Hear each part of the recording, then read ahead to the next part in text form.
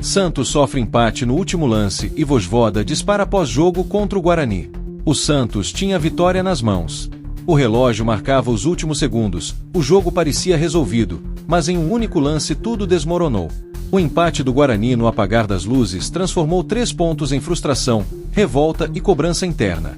Antes de seguir, já se inscreve no canal Santos Raiz Notícias, deixa o like e fortalece o conteúdo feito por torcedor que fala a verdade, sem passar pano. Porque o que aconteceu em Campinas vai muito além de um simples empate. O confronto diante do Guarani era tratado internamente como fundamental. O Campeonato Paulista é curto, não permite sequência de erros e qualquer vacilo cobra seu preço rapidamente. Jogando no brinco de ouro, o Santos entrou pressionado pela necessidade de pontuar. A comissão técnica sabia que o desempenho precisava convencer, não apenas o resultado. Desde o início, o jogo mostrou dificuldade.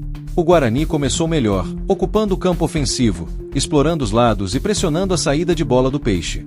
O Santos teve dificuldade para se organizar, errou passes simples e apresentou lentidão na transição defensiva. Nos primeiros minutos, a equipe parecia insegura. Faltava aproximação entre os setores, o meio-campo não conseguia dar sustentação e a bola chegava pouco ao ataque. Mesmo assim, o adversário desperdiçava oportunidades.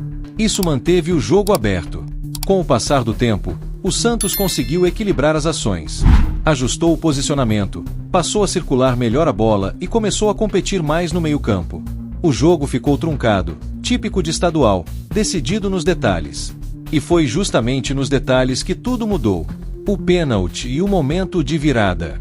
No segundo tempo, o Guarani voltou mais agressivo. Em uma chegada pelo lado, o árbitro marcou o pênalti. O estádio cresceu. O momento era totalmente favorável ao time da casa. Era o lance que poderia mudar completamente o jogo. Mas Gabriel Brazão apareceu. A defesa do pênalti manteve o Santos vivo, mudou o ambiente da partida e deu confiança ao elenco. Foi o ponto de virada emocional. Depois desse lance, o Santos cresceu. Passou a disputar mais bolas, ganhou intensidade e começou a ocupar melhor o campo ofensivo. O time finalmente encontrou o seu melhor momento na partida. O gol que iludiu a vitória. A melhora se transformou em gol. Barreal apareceu bem na área e colocou o Santos em vantagem. O 1-0 parecia premiar o crescimento da equipe. Naquele momento, o cenário pedia maturidade.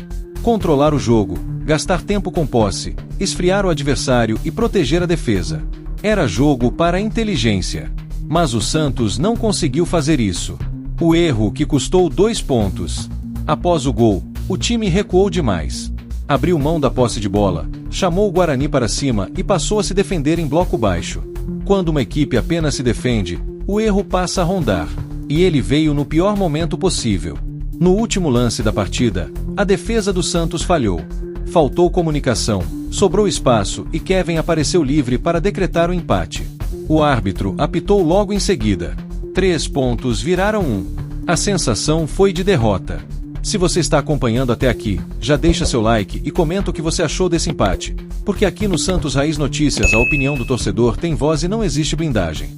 Quem foi o maior responsável por esse resultado? A fala de Vojvoda e o recado interno. Após o jogo, Juan Pablo Vojvoda não tentou maquiar o resultado. Foi direto ao afirmar que a sensação era amarga e que o Santos perdeu 2 pontos no último lance. O treinador destacou ainda a necessidade de evolução individual dos jogadores, afirmando que quem está abaixo precisa crescer com trabalho e confiança. Essa declaração não foi aleatória. Nos bastidores, a avaliação da comissão técnica é clara. O elenco ainda apresenta falhas de concentração e maturidade em momentos decisivos. E isso preocupa. Situação do Santos no Paulistão. Com o empate, o Santos chegou aos 4 pontos e ocupa apenas a 8ª colocação no Campeonato Paulista. Não é uma posição confortável. O estadual não permite muitos tropeços. Cada rodada funciona como uma decisão. Perder pontos em jogos controlados pesa ainda mais. A diretoria sabe disso. A comissão técnica também. Por isso, o clima interno passou de alívio para alerta. Bastidores e cobrança interna. Dentro do clube, a cobrança aumentou. O tema principal virou concentração defensiva nos minutos finais. Não é um problema isolado. Situações parecidas já aconteceram recentemente e isso virou pauta de reuniões internas. Vídeos estão sendo analisados, posicionamentos revisados e conversas individuais realizadas com jogadores do setor defensivo. A comissão entende que o problema não é apenas técnico, mas também mental. Falta liderança em campo. Falta alguém que organize, grite, chame a responsabilidade e segure o jogo quando necessário. A torcida e a paciência no limite. Do lado de fora, o torcedor demonstra impaciência. Não pelo empate isolado, mas pela repetição do mesmo roteiro. O Santos joga, compete, sai na frente, mas não sustenta o resultado. Isso desgasta. A torcida cobra postura, maturidade e evolução real, não apenas discurso. O sentimento é claro: o Santos precisa aprender a vencer. O que precisa mudar? O Peixe precisa entender que vencer não é apenas fazer o gol. É saber administrar o jogo. É ter leitura tática. É ter personalidade. Times grandes sabem sofrer, mas também sabem quando atacar, quando segurar a bola e quando esfriar o adversário. Hoje, o Santos ainda não demonstra esse controle. E enquanto isso não mudar, resultados como o de Campinas continuarão acontecendo. O próximo desafio. O calendário não dá trégua. O próximo jogo já está próximo e o elenco precisa virar a chave rapidamente. O discurso agora é um só: corrigir erros e reagir. O Paulistão não espera. Quem não aprende rápido, fica para trás. O empate contra o Guarani não define a temporada, mas deixa um aviso claro. O Santos precisa crescer mentalmente. Precisa aprender a jogar até o último segundo. Porque no futebol, o jogo só termina quando o árbitro apita. E o Santos aprendeu isso da pior forma em Campinas.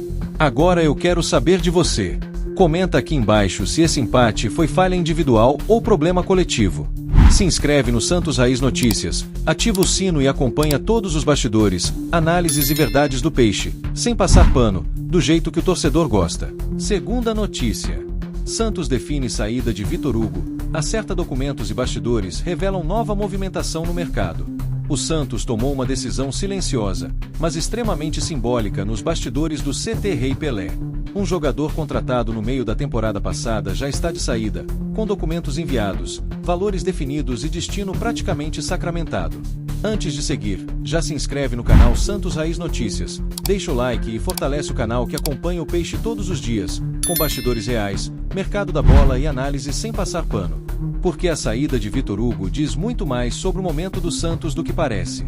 O que aconteceu nos bastidores? O Santos não planejava encerrar o empréstimo de Vitor Hugo neste início de temporada. Quando o meio-campista chegou, em 2025, a expectativa interna era de desenvolvimento, sequência e adaptação gradual ao elenco principal. O contrato, inicialmente, era válido até junho de 2026. Mas o cenário mudou.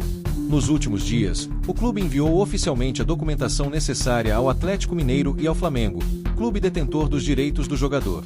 Com isso, a saída está encaminhada e a negociação entrou na fase final. A tendência é que o Atlético Mineiro anuncie Vitor Hugo por cerca de 2,5 milhões de dólares por 50% dos direitos econômicos. O Santos, por sua vez, encerra uma passagem curta, discreta e que pouco deixou dentro de campo. Uma passagem rápida e sem impacto. Vitor Hugo disputou apenas 9 partidas com a camisa do Santos. Não marcou gols, não deu assistências e nunca conseguiu se firmar como peça importante no meio-campo. Mesmo recebendo oportunidades, o jogador não conseguiu se adaptar ao modelo de jogo, nem convencer a comissão técnica. Internamente, a avaliação sempre foi de que faltava intensidade, leitura tática e impacto ofensivo. Com a chegada de Juan Pablo Vojvoda, o cenário ficou ainda mais claro. O treinador trabalha com conceitos muito específicos de movimentação, pressão e ocupação de espaço. E Vitor Hugo não conseguiu se encaixar dentro dessa ideia. A partir disso, a decisão foi tomada. A decisão da diretoria. A diretoria entendeu que manter um atleta sem perspectiva de utilização seria um erro esportivo e financeiro. O clube vive um momento de reorganização, com controle de folha e decisões mais objetivas no mercado. Por isso, a saída foi vista como natural. O Santos optou por não insistir em um jogador que não apresentava evolução e abriu espaço no elenco para outras alternativas. Essa decisão também faz parte de uma mudança clara de postura da diretoria, menos apostas prolongadas e mais eficiência no uso do elenco. A troca envolvendo Gabriel Menino. Enquanto Vitor Hugo deixa o clube, o Santos recebe Gabriel Menino, emprestado pelo próprio Atlético Mineiro até o fim de 2026. Nos bastidores, essa movimentação foi vista como estratégica. Gabriel Menino é um jogador mais experiente, versátil e com maior capacidade de atuar em diferentes funções do meio-campo. Algo que Vojvoda considera essencial dentro do elenco. A comissão técnica entende que o elenco precisa de jogadores prontos, não apenas promessas em processo de formação. E esse foi um dos pontos decisivos para a mudança. Se você está acompanhando até aqui, já deixa seu like e comenta. A saída de Vitor Hugo foi a decisão certa da diretoria? Aqui no Santos Raiz Notícias, a sua opinião faz parte do debate. Outras saídas no radar. Vitor Hugo não deve ser o único a deixar o elenco nesta janela. Outros nomes também estão sendo analisados, e um deles chama a atenção da torcida: Bilal Brahimi. O atacante soma apenas 20 minutos em campo desde estreia e, na maioria das partidas, sequer vem sendo relacionado por Vojvoda. Internamente, a situação é clara: o jogador não correspondeu nos treinamentos e está fora do planejamento atual. A diretoria avalia propostas e não descarta uma saída caso apareça uma oportunidade viável. O elenco do Santos ainda passa por ajustes. E isso está longe de terminar. O meio-campo segue como prioridade. Mesmo com a chegada de Gabriel Menino, o Santos continua monitorando o mercado.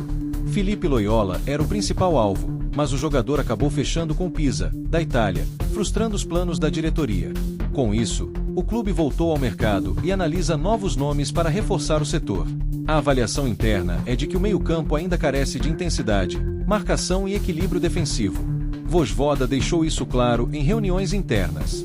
A principal negociação do momento. Nos bastidores, o nome que mais circula no CT Rei Pelé é o de Maicon.